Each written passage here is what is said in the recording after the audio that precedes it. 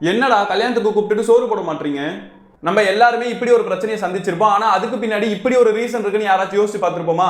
2023ல நித்ய செல்வி அப்படிங்கிறவங்க தங்களுடைய மகளுக்கு மஞ்சள் நீராட்டு விழா நடத்துறதுக்காக திருவிழா அப்படின்னு சொல்லக்கூடிய ஒரு ஹோட்டல் உரிமையாளர்கள் கிட்ட போயிட்டு 230 பேருக்கு வரக்கூடியவங்களுக்கு சாப்பாடு செஞ்சுட்டாங்க அப்படிங்கிற மாதிரி ஆர்டர் கொடுத்துருக்காங்க. ஆனா அவங்க வெறும் 90 பேருக்கு தான் சாப்பாடு சப்ளைவே பண்ணிருக்காங்க. உடனே இவங்க மீதி காசை திருப்பி கொடுங்க அப்படின்னு கேட்டதுக்கு அந்த ஹோட்டல் உரிமையாளர் தர மறுத்துட்டாரு.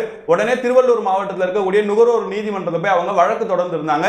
இந்த ஒரு வழக்கு விசாரிச்ச நீதிபதி இந்த நித்ய செல்வி அப்படிங்கிறவங்க பக்கம் தான் உண்மை இருக்கு அப்படிங்கறத உணர்ந்து சாப்பாடுக்கான செலவு 57,860 ரூபாயையும் இவங்களை மன உளைச்சலுக்கு ஆளாக்குனதுக்காக 1 லட்சம் ரூபாயும் வழக்கு நடத்தின செலவு 10,000 ரூபாய் அப்படின்னு சொல்லிட்டு மொத்தமா 1,67,860 ரூபாய் நித்ய செல்விக்கு நீங்க நஷ்டஈடா கொடுக்கணும்னு சொல்லிட்டு நுகர்வோர் நீதிமன்றம் உத்தரவு பிறப்பிச்சிருக்கு.